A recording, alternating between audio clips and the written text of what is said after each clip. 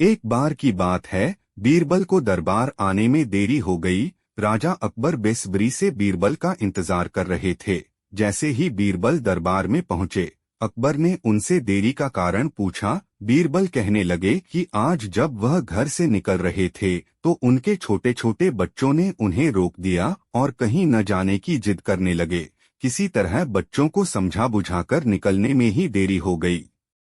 राजा को बीरबल की इन बातों पर बिल्कुल यकीन नहीं हुआ। उन्होंने सोचा कि बीरबल देर से आने का झूठा बहाना कर रहे हैं।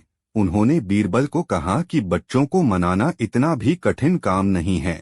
अगर वे ना माने तो थोड़ा डांट-डपट कर उन्हें शांत किया जा सकता है। वहीं बीरबल इस बात से परिचित थे कि बच्चों के मासूम सवालों और जिद को पूरा कर पाना बेहद मुश्किल होता है। जब अकबर इस बात से संतुष्ट न हुए तो बीरबल को एक उपाय सूझा। उन्होंने राजा के सामने एक शर्त रखी। उन्होंने कहा कि वह इस बात को सिद्ध कर सकते हैं कि छोटे बच्चों को समझाना बहुत मुश्किल होता है, लेकिन इसके लिए उन्हें एक छोटे बच्चे के जैसे व्यवहार करना होगा व राजा को उन्हें समझाना होगा। राजा इस शर्त के लिए तैयार हो गए। अगले ही पल बीरबल एक बच्चे के जैसे चिल्लाने और रोने लगे। राजा ने उन्हें मनाने के लिए उन्हें अपनी गोद में उठा लिया। बीरबल गोद में बैठकर राजा की लंबी मूंछों से खेलने लगे।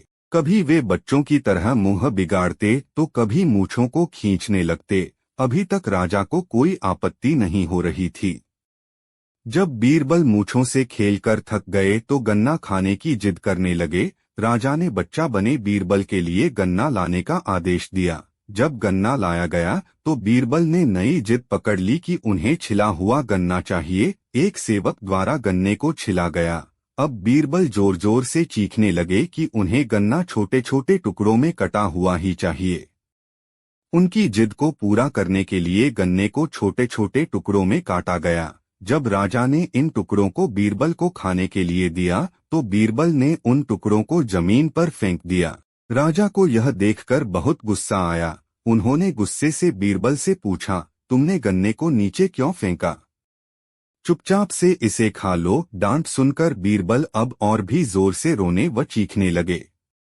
अकबर ने प्यार से पूछा, कहो बीरबल, तुम क्यों रो रहे हो? बीरबल ने जवाब दिया, मुझे अब छोटा नहीं एक बड़ा गन्ना चाहिए। अकबर ने उन्हें एक बड़ा गन्ना लाकर दिया, लेकिन बीरबल ने उस बड़े गन्ने को हाथ तक नहीं लगाया। अब राजा अकबर का गुस्सा बढ़ रहा था। उन्होंने बीरबल से कहा कि तुम्हारी जिद के अनुसार तुम्हें बड़ा गन्ना लाकर दिया गया है, तुम इसे न खाकर रो क्यों रहे हो? बीरबल ने जवाब दिया, मुझे इन्हीं छोटे छोटे टुकड़ों को जोड़कर एक बड़ा गन्ना खाना है। राजा ने बीरबल की इस जिद को सुनकर अपना सिर पकड़ लिया और अपनी जगह जाकर बैठ गए। उन्हें परेशान देखकर बीरबल ने बच्चा बनने का नाटक खत्म किया और राजा के समक्ष गए। उन्होंने राजा से पूछा, क्या अब आप इस बात से सहमत हैं कि बच्चों को समझाना यकीनन एक मुश्किल काम है? राजा ने हाँ में सिर हिलाया और बीरबल को देख मुस्कुराने लगे। कहानी से सीख। इस कहानी से हमें यह जानने को मिलता है कि बच्चे बहुत मासूम होते हैं। अक्सर हम उनके नादान सवालों का जवाब नहीं दे पाते हैं, लेकिन फिर भी उन्हें प्यार से समझाकर व अनेक उदाहरण देकर उनकी जिद व जिज्ञासा को शांत किया जा सकता है। दोपहर का समय था। राजा अकबर अपने दरबार में बैठे कुछ सोच रहे थे। अचानक उन्हें बीरबल की कही हुई एक बात याद आई। उन्हें याद आया कि एक बार बीरबल ने उन्हें एक कहावत सुनाई थी, जो कुछ इस तरह से थी, खाने के बाद लेटना और मारने के बाद भागना एक सयाने मनुष्य की निशानी होती है। राजा सोचने लगे, अभी दोपहर का समय है, यकीनन बीरबल खाने के बाद सोने की तैयारी में होगा। चलो आज उसकी बात को गलत साबित किया जाए। यह सोचकर उन्होंने एक सेवक को आदेश दिया कि इसी वक्त बीरबल को दरबार में उपस्थित होने का संदेश दिया जाए। बीरबल अभी खाना खाकर बैठे ही थे कि सेवक राजा का आदेश लेकर बीरबल के पास पहुंचा। बीरबल आदेश के पीछे छिपे राजा की मंशा भली भांति समझ गए। उन्होंने सेवक से कहा, तुम थोड़ी देर रुको, मैं कपड़े बदलकर तुम्हारे साथ ही चलता हूँ। अंदर जाकर बीरबल ने अपने लिए एक तंग पजामा चुना। पजामा तंग था तो उसे पहनने के लिए उन्हें बिस्तर पर लेटना पड़ा। पजामे को पहनने का बहाना कर वे थोड़ी देर बिस्तर पर ही लेटे रहे और फिर सेवक के साथ दरबार की ओर चल दिए।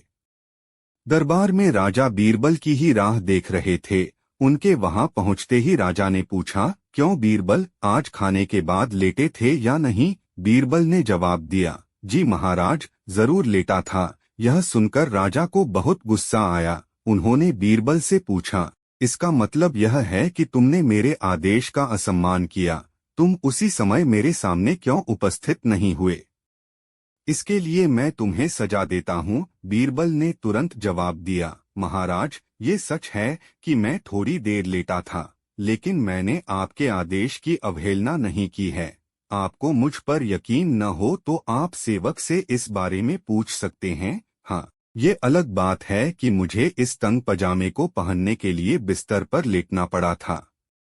बीरबल की इस बात को सुनकर अकबर हंसे बिना रह न सके और उन्होंने बीरबल को दरबार से जाने दिया। कहानी से सीख। इस कहानी से हमें यह सीखने को मिलता है कि परिस्थिति को भांपते हुए हमारे द्वारा उठाया गया एक कदम हमें अनेक मुसीबतों से बचा सकता है। एक बार की बात है, बीरबल को दरबार आने में देरी हो गई। राजा अकबर बेसब्री से बीरबल का इंतजार कर रहे थे। जैसे ही बीरबल दरबार में पहुंचे, अकबर ने उनसे देरी का कारण पूछा। बीरबल कहने लगे कि आज जब वह घर से निकल रहे थे तो उनके छोटे छोटे बच्चों ने उन्हें रोक दिया और कहीं न जाने की जिद करने लगे। किसी तरह बच्चों को समझा बुझाकर निकलने में ही देरी हो गई। राजा को बीरबल की इन बातों पर बिल्कुल यकीन नहीं हुआ। उन्होंने सोचा कि बीरबल देर से आने का झूठा बहाना कर रहे हैं। उन्होंने बीरबल को कहा कि बच्चों को मनाना इतना भी कठिन काम नहीं है। अगर वे ना माने तो थोड़ा डांटपट कर उन्हें शांत किया जा सकता है। वहीं बीरबल इस बात से परिचित थे कि बच्चों के मासूम सवालों और जिद को पूरा कर पाना बेहद मुश्किल होता है। जब अकबर इस बात से संतुष्ट न हुए तो बीरबल को एक उपाय सूझा। उन्होंने राजा के सामने एक शर्त रखी। उन्होंने कहा कि वह इस बात को सिद्ध कर सकते हैं कि छोटे बच्चों को समझाना बहुत मुश्किल होता है, लेकिन इसके लिए उन्हें एक छोटे बच्चे के जैसे व्यवहार करना होगा व राजा को उन्हें समझाना होगा। राजा इस शर्त के लिए तैयार हो गए। अगले ही पल बीरबल एक बच्चे के जैसे चिल्लाने और रोने लगे।